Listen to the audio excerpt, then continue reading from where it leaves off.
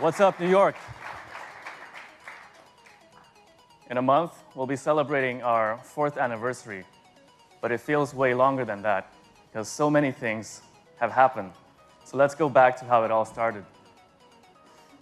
We were a group of product people, engineers, and marketers all working in the smartphone industry, and all had ideas on how things could have been done better. But I don't think any of us thought about actually doing something ourselves, because creating a smartphone brand seemed like such a difficult thing to do. But back in 2013, the smartphone industry was not in a good place. It felt like Android brands competed on who could have the most features, but they didn't really care about design or user experience. So that's why we were all using iPhones. And we realized what a great opportunity we had here. What if we could combine the openness of Android with Apple's focus on design, polish, and user experience? I mean, there must be Android users out there who also care about these things, right? So in December that year, we announced our ideas to the world without even having a product.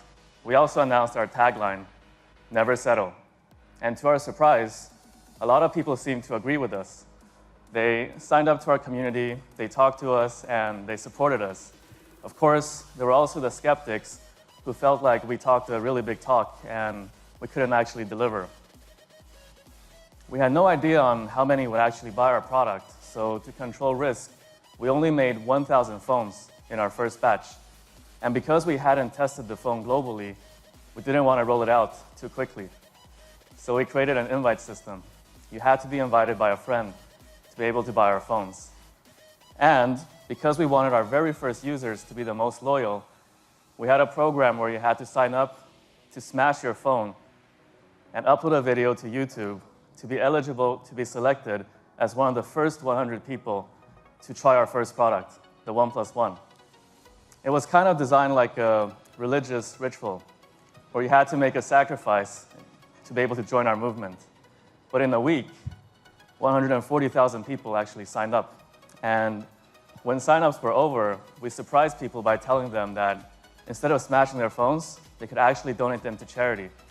But we didn't tell them until after the sign-up because we wanted to test their commitment. Nevertheless, many people still insisted on smashing their phones anyway. So if you search OnePlus Smash the Past on YouTube, you'll still find plenty of videos of people smashing their phones. So here's a sample of them.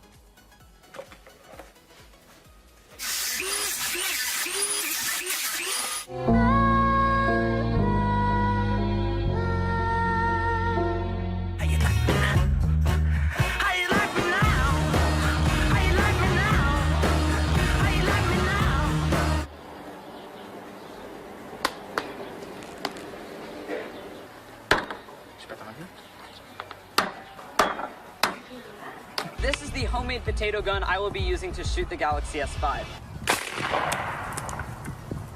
So we have potato all over the back cover. We've got potato all over the screen.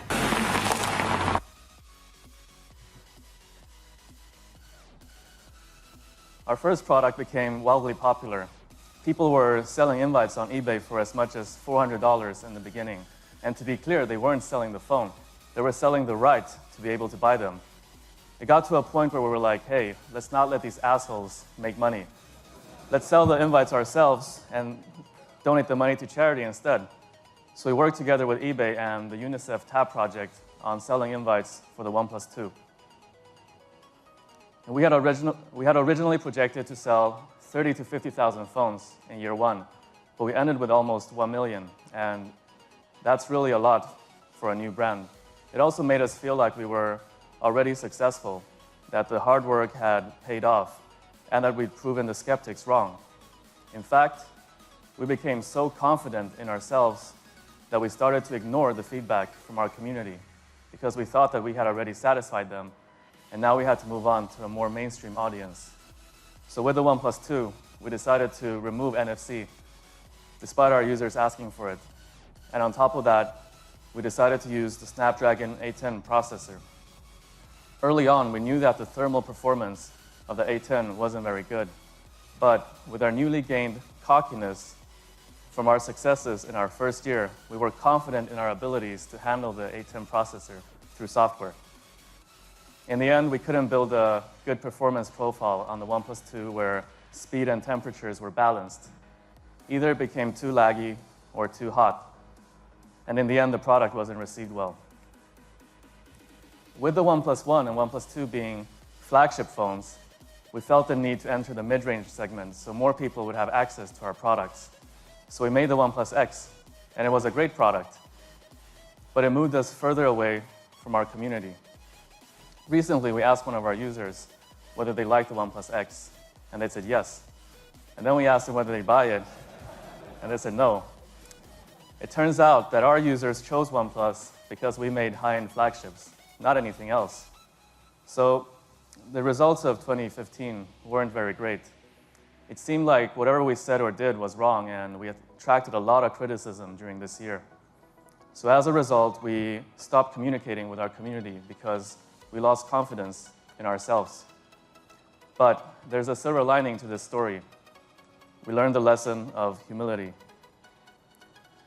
We were lucky to have come out of this year alive. We no longer thought that highly of ourselves and began listening to feedback from our community again. In 2016, we went back to the drawing board.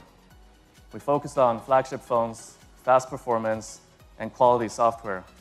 We reconnected with our community again and started asking them for suggestions while using their input to improve our product. And that was what Brian was talking about earlier. This led to the creation of the OnePlus 3 and the 3T, products rated by consumers and the press as two of the best phones of that year. So after 2016, OnePlus was back for real. And earlier this year, we released the OnePlus 5. It represented everything that we'd learned and was our most complete phone ever. It's been received positively by both the users and the media. And here are some comments from our users.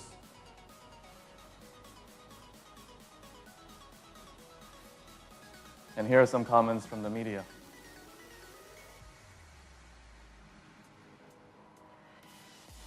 So we talked a lot about our history, but now it's time to bring it back into the present. I know a lot of you are excited about a particular announcement that we're making today. We don't believe in new and different technologies if they don't provide a meaningful user benefit. When we make a product decision, we ask ourselves, would this technology enable us to release a superior product? If the answer is yes, we should do it as soon as possible. Like software, hardware is always changing. If you had a great software update, you wouldn't wait half a year just to release it. So why would you wait with hardware? It's about delivering the latest technology today. And this is our approach with the T line. But what does T actually mean? To be honest, our team just had a little bit of fun. There's a certain other company that has a S line, and S plus 1 equals T. And hey, we're OnePlus, right? So without further ado, this is the OnePlus 5T. Open your eyes.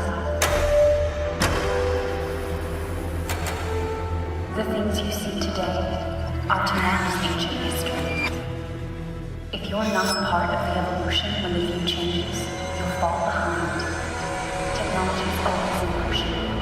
It is in our nature to see it, capture it, share it. The innovations of tomorrow are made possible today. Open your eyes. Can you see it?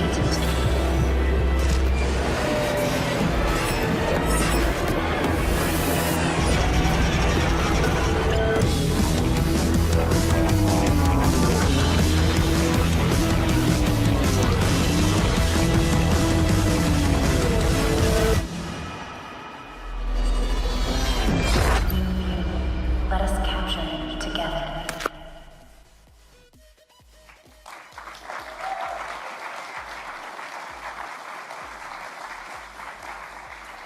So what do you think?